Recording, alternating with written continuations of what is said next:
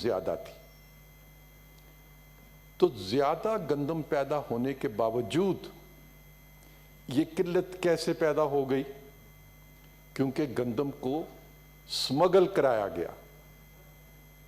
گندم کی سمگلنگ بھی ہوئی اور گندم کو منافع کمانے کے لیے ایکسپورٹ بھی کرایا گیا. اور ایکسپورٹ کی جو اجازت دی گئی تھی وہ 2 سے 4 لاکھ میٹرک ٹن کی تھی، لیکن 6 لاکھ میٹرک ٹن سے زیادہ گندم ایکسپورٹ کی گئی. اب یہ سارے سوال ہیں کہ جب گندم ہماری ضرورت سے زیادہ موجود تھی، آج اس کی قلت ہے، آپ نے ایکسپورٹ کرائی اور ایکسپورٹ بھی جو حکومت نے اجازت دی تھی اس سے زیادہ کی ایکسپورٹ کرا دی. جس نے زیادہ ایکسپورٹ کرائی اور جس نے اس سے اربوں روپے کمائے اس کے خلاف آپ نے کوئی قدم کیوں نہیں اٹھایا؟ آپ نے ان لوگوں کو کھلا ہاتھ کیوں دیا؟ اور اس سے بھی بڑا ظلم جو ہے جناب چیئرمین، 29 روپے کلو کے حساب سے گندم کو ایکسپورٹ کیا گیا. 29 روپے 29 روپیز پر کے جی. پاکستان میں لوگوں کو 70 روپے کلو کے حساب سے گندم دستیاب ہے.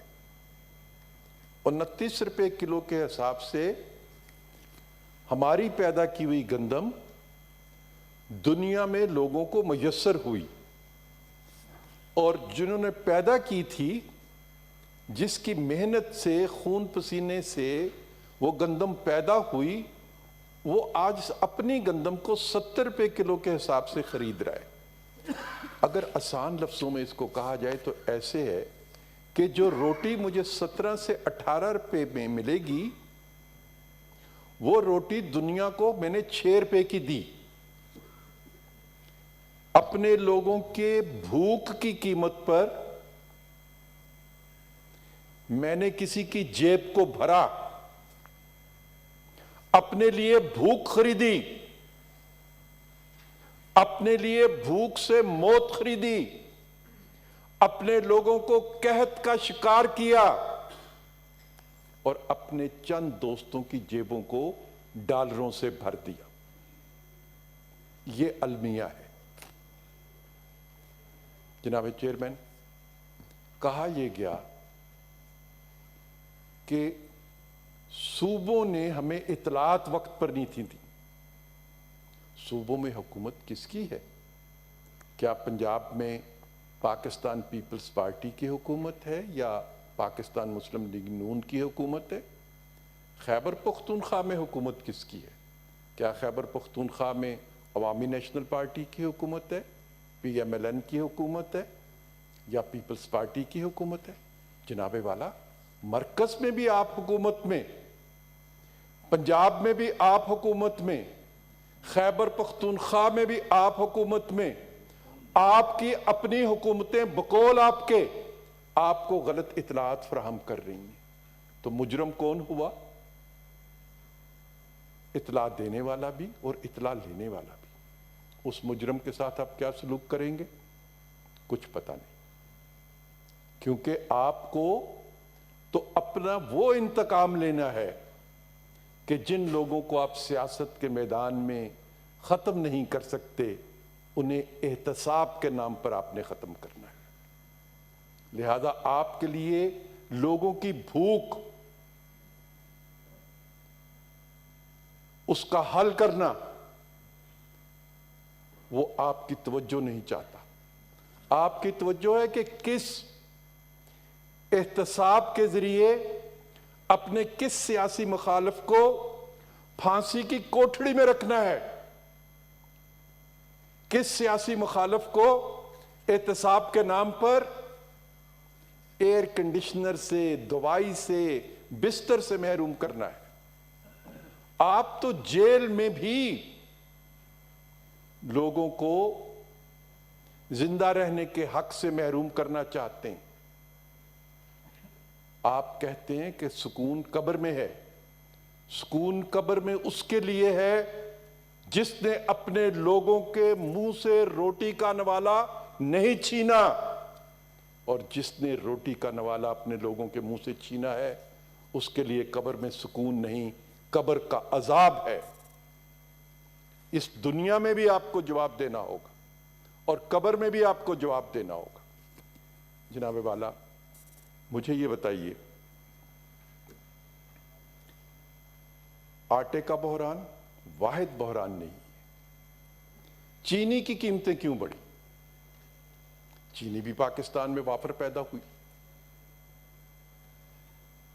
آٹے کی قیمت بڑھ جاتی ہے، چینی کی قیمت بڑھ جاتی ہے، گیس میسر نہیں ہے، بجلی کی قیمتیں بڑھتی ہیں، اور ڈالر نے جس طرح چھلانگیں لگائی تھیں، رات کو سوتے تھے ڈالر کا ریٹ اور ہوتا تھا، صبح اٹھتے تھے ڈالر کا ریٹ اور ہوتا تھا۔ یہ ڈالر کس کی جیب میں گئے؟ آٹے کے ڈالر، چینی کے ڈالر، اور روپے کی قیمت میں بوقتی۔ اس سے کس نے منافع کمایا؟ اس نے منافع کمایا جس کے جہاز میں آپ سفر کرتے ہیں، اس نے منافع کمایا جو آپ کے گھر کے کچن کو چلاتا ہے۔ جو آپ کے گھر کے کچن کو چلائے وہ اپنی چیزوں کو جتنا مہنگا کرنا چاہتا ہے کر لے۔ اب جناب والا، ان میں اتنا حوصلہ بھی نہیں کہ یہ میری گفتگو سن سکے۔ سب اٹھ کے باہر چلے گئے، منسٹر صاحب کدھر ہیں؟ سب اٹھ کے باہر چلے گئے۔ نہیں، کیوں چلے گئے؟ جی، کیونکہ ان میں گفتگو سننے کا حوصلہ نہیں، سچ نہیں سن سکتے۔ اس لیے جناب والا، میں اپنی بات کو ختم اس لیے کر رہا ہوں، احتجاجاً ختم کر رہا ہوں۔ میں بڑی تفصیل سے اور بھی ان کے کارناموں سے پردہ اٹھانا چاہتا تھا، اس بات پہ ختم کر رہا ہوں۔ آٹا کھا گئے ہیں، چانڑ مکا گئے ہیں، روٹیاں کھو گئے ہیں، اور سبز قدمہ تو کتھوں آ گئے ہیں۔ تھینک سینیٹر مظفر شاہ صاحب پلیز۔ جی شاہ صاحب۔ شکریہ جناب چیئرمین صاحب۔ سر، اس میں کوئی شک نہیں کہ یہ مسئلہ جو اٹھایا گیا ہے رائے صاحب کی جانب سے، یہ اہم مسئلہ ہے۔ میں یہ گزارش کروں کہ پچھلے سال جو گندم کی فصل ہوئی تھی وہ پاکستان کے ضروریات سے زیادہ ہوئی تھی، اور چونکہ میں چیئرمین ہوں نیشنل فوڈ سیکیورٹی اور ریسرچ کا، ہمیں یہ بتایا گیا تھا کہ جی چونکہ ہمارے یہاں گندم کی پروڈکشن سرپلس میں ہے، اس لیے ہم اسے ایکسپورٹ کرنا چاہتے ہیں۔ ای سی سی نے انہوں نے اجازت دی ان کو، اور پاسکو کی جانب سے کوئی 1 لاکھ ٹن جو ہے وہ ایکسپورٹ بھی کیا گیا۔ اب مسئلہ یہ پیدا ہوتا ہے ایسا کہ اگرچہ آپ کے یہاں سرپلس گندم تھی، تو وہ سرپلس گندم کے بعد یہ اس وقت کی جو شارٹیج ہوئی ہے اس میں یہ مسئلے کیسے پیدا ہوئے ہیں؟ آیا ڈسٹریبیوشن کا مسئلہ ہے؟ صوبائی حکومت کی گندم نہ خریدنے کا مسئلہ ہے؟ ٹرانسپورٹ کی سٹرائک ہے؟ کیونکہ ہمارا تعلق براہ راست کاشتکاروں سے ہوتا ہے، تو کاشتکاروں کی عام گلہ یہ ہے کہ جی کاسٹ آف پروڈکشن جو ہے وہ سب فصلوں کی بڑھ گئی ہے۔